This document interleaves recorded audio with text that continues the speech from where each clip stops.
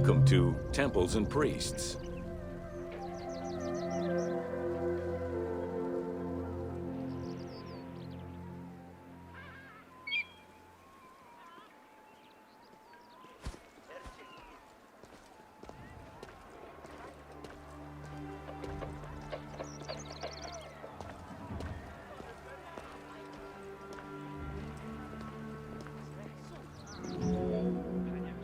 From its foundation, the city of Memphis favored worship of the god Ptah.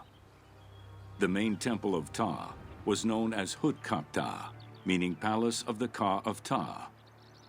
The name of the temple, translated into Greek as Aegyptos, would eventually evolve into the modern name Egypt.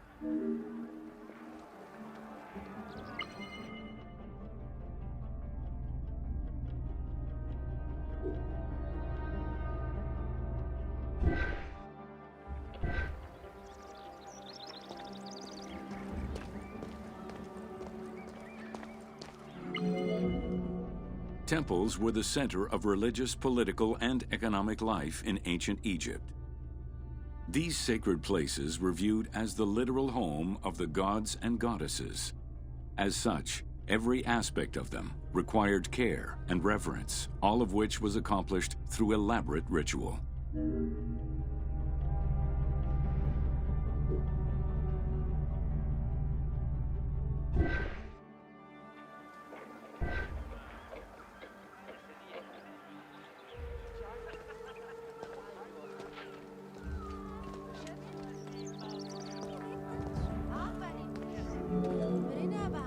Located in the center of Memphis, the Temple of Ptah was the most prominent and imposing building in the city.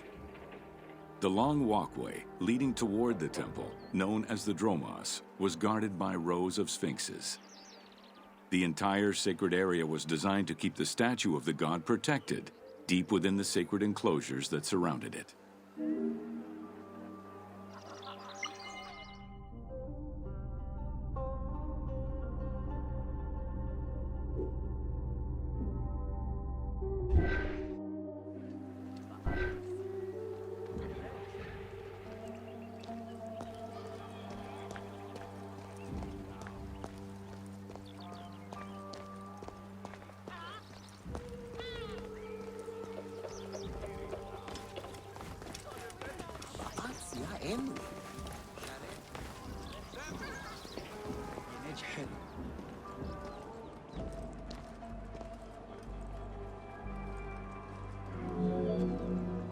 The Dromos opened into a courtyard, with the surrounding portico graced with columns carved to resemble palm trees.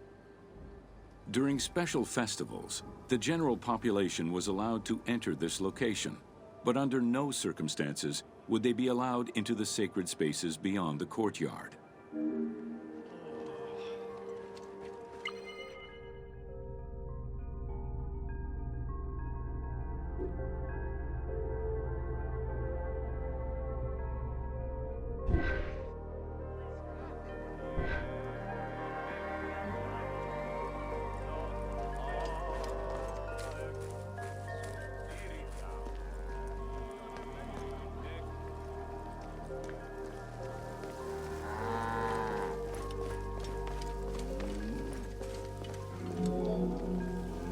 The Memphis Alabaster Sphinx was discovered in 1912, almost completely buried in water and sand.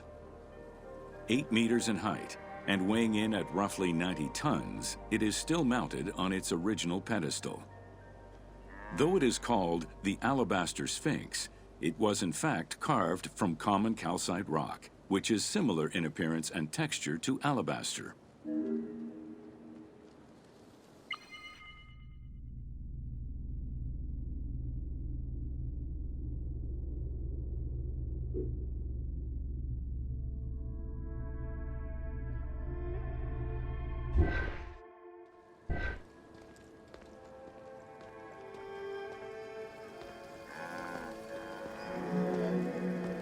Erosion has destroyed the original engravings, making it difficult to determine when it was created.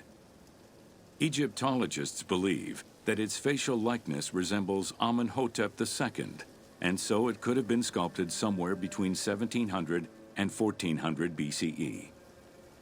It is believed that this monument once stood outside of the Temple of Ptah and was integrated into subsequent extensions to the complex.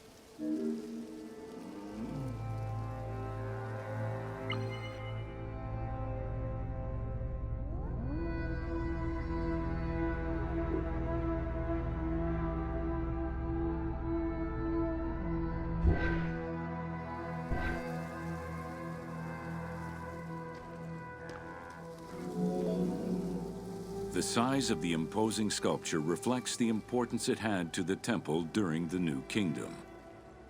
This Sphinx is one of the few remaining artifacts from the ruins of Memphis to survive.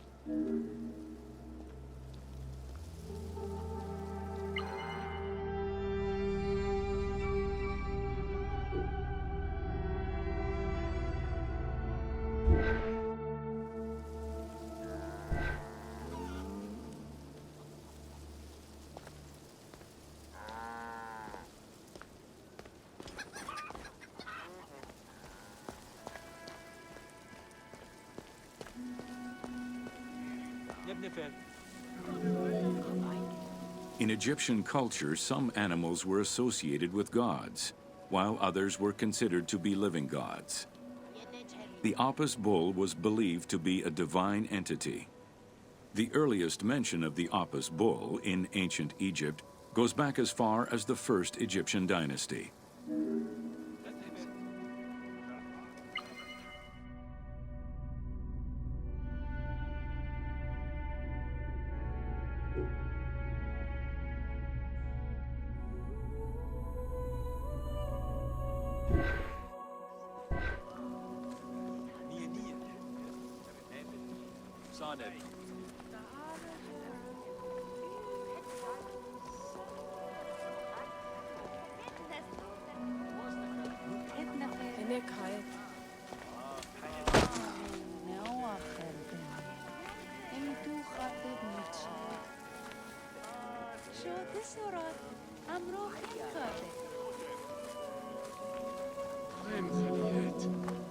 Originally the symbol of fertility, the Apis bull was linked to the god Ra, with the image of the sun carried between its horns. Later it was associated with Osiris, the ruler of the underworld, thus becoming the funerary divinity Osiris. During the 18th dynasty in Memphis, the Apis bull's association with the city's deity earned it the title Herald of Ptah. The Apis bull was so revered that even Alexander the Great, upon his arrival in Memphis, gave honor to Apis.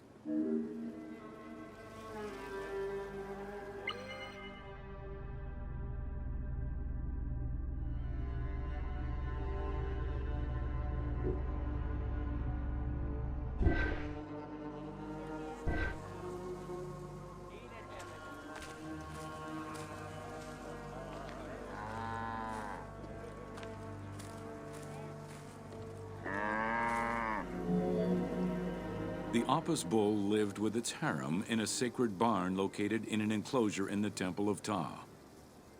Each bull bore 29 signs representative of its divinity. Among them, the bull had an eagle-shaped mark on its back, a double tail hair, and a scarab-shaped mark under the tongue. The signs were intended to correspond with the lunar cycle.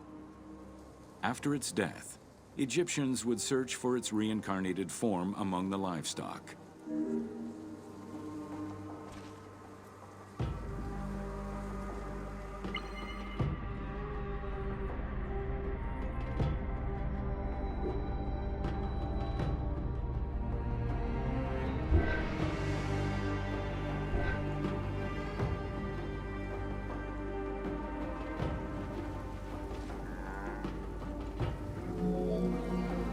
Like other living divinities, the mortal incarnation of the Apis bull was prayed to, and when it died, it was given a luxurious funeral, which included mummification. Until the reign of Ramses II, the Apis bulls were buried in individual graves in Saqqara. During the 26th dynasty, the bodies of the bulls were buried in enormous stone vats in the underground corridors of the Serapeum of Memphis.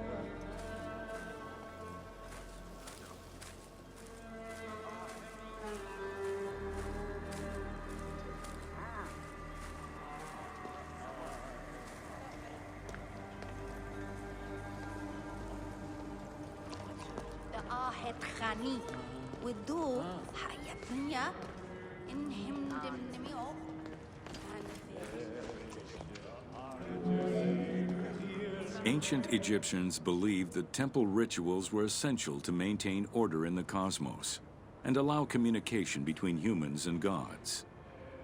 The pharaoh was required to bring offerings as part of a twofold promise made to the gods: to remain a just ruler and to prevent chaos from entering Egypt.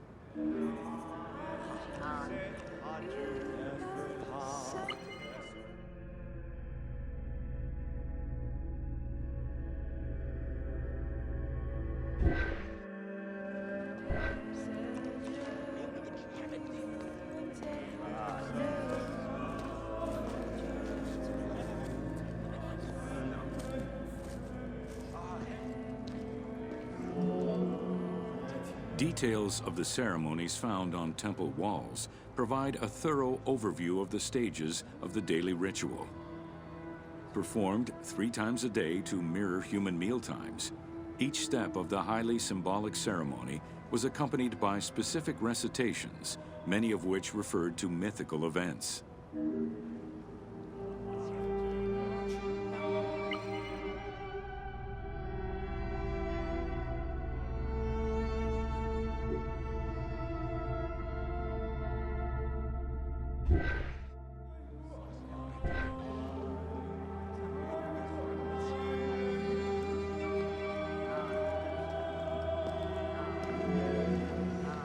The high priest would first awaken the sleeping god with a chant.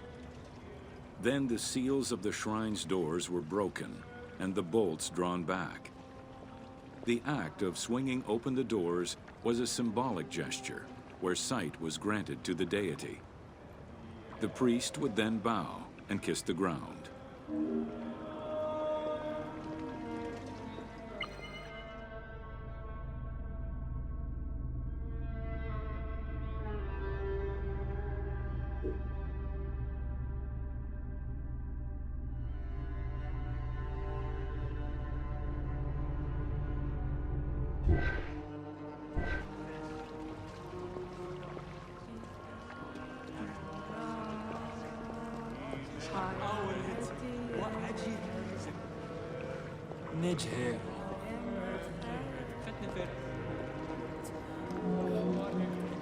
The god was then washed with incense-infused water and its mouth rinsed with mineral salts. The cleansing was followed by adorning the statue with jewels and royal garments. The final ritual required the priest to sweep away any footprints in order to prevent evil from approaching the god.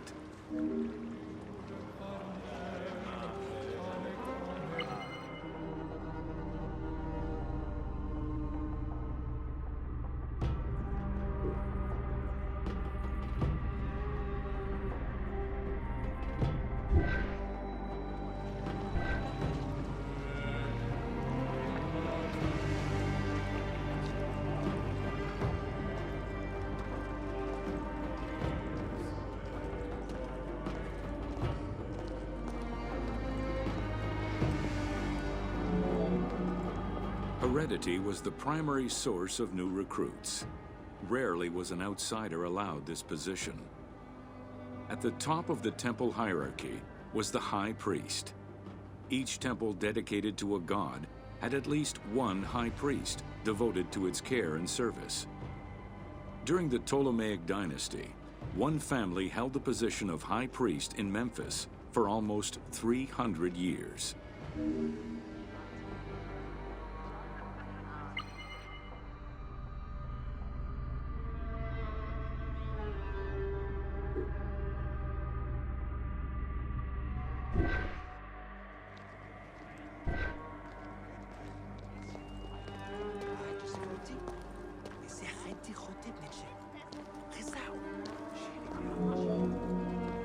High priest candidates made their way up the ranks of the temple hierarchy. The one chosen to occupy the lofty position of high priest was usually confirmed by the pharaoh. Several of the high priests were also important officials in the government. Families sharing the highest priesthood titles tended to make many alliances, thereby gaining more land and wealth. Shifting balances of power sometimes resulted in more or less open conflicts between the priesthood and the pharaohs.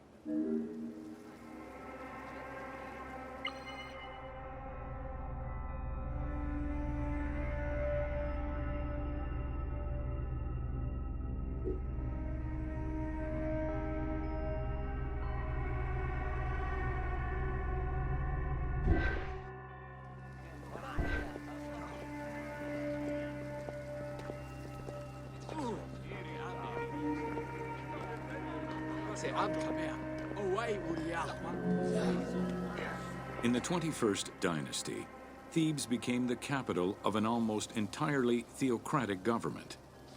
The city was headed by king priests who spoke and governed in the name of the god Amun, in open opposition to the ruling pharaohs.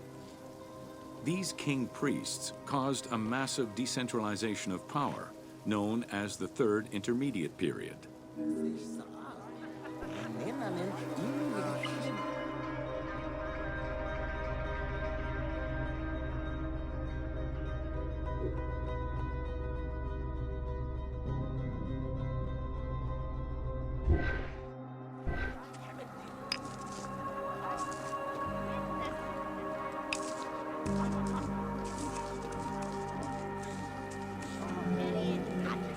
The educational institution in ancient Egypt was known as the House of Life.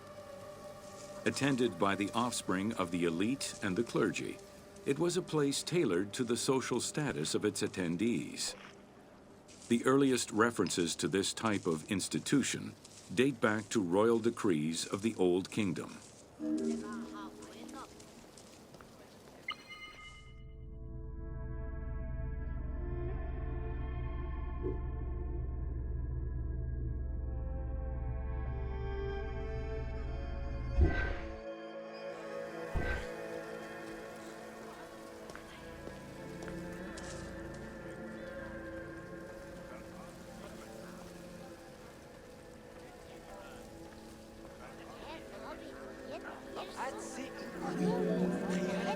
Only two known centers have been uncovered, one in the abandoned city of Akhetaten and one at the temple of Ramses II on the west bank of Thebes.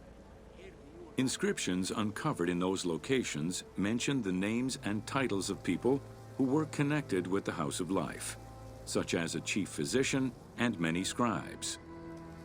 It is presumed that by the late kingdom, every temple had a House of Life.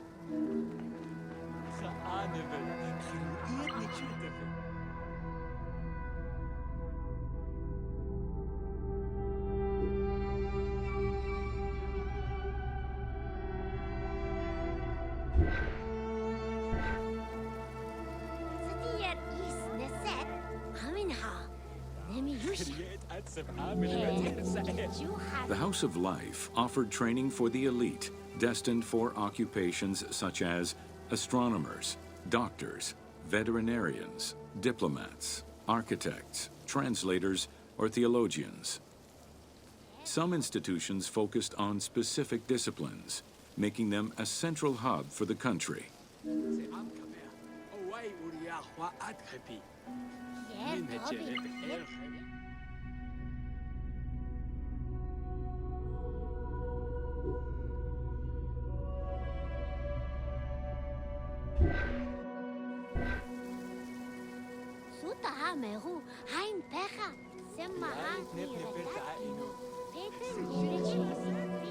Not limited to instruction for young students, the House of Life was a source of reference for many scholars, with rooms dedicated to papyri of many disciplines. Because papyri were preserved there, the Greco-Romans referred to the House of Life as a library.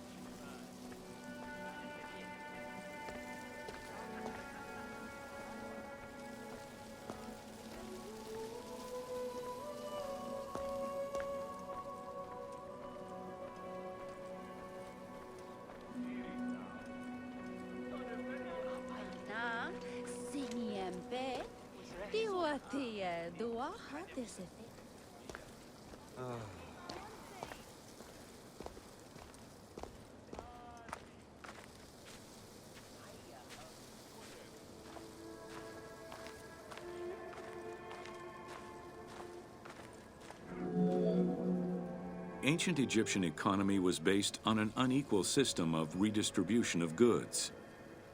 The state of Egypt collected the crops, and the temples distributed them throughout the provinces. Since the only people capable of counting and ensuring a fair redistribution were the educated scribes, this meant that the temples played a pivotal role in this process.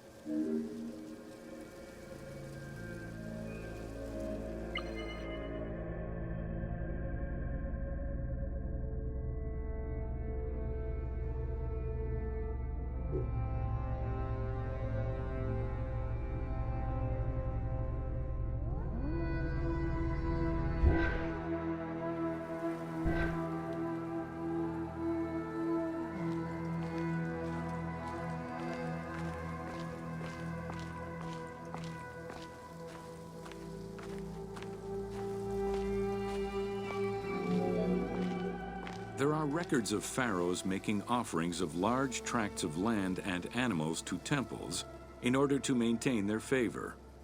Ramses III offered generous gifts to the temple of Amun in Karnak in such a manner.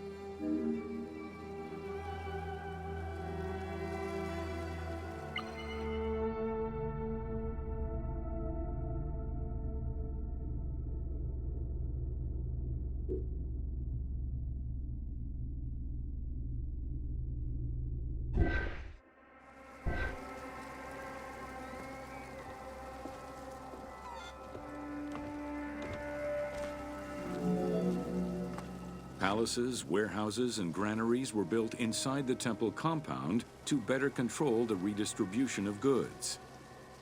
The size of the recorded numbers of goods, combined with every other function filled by temples, only serves to confirm their might as economic, religious, and political centers of power within Egypt.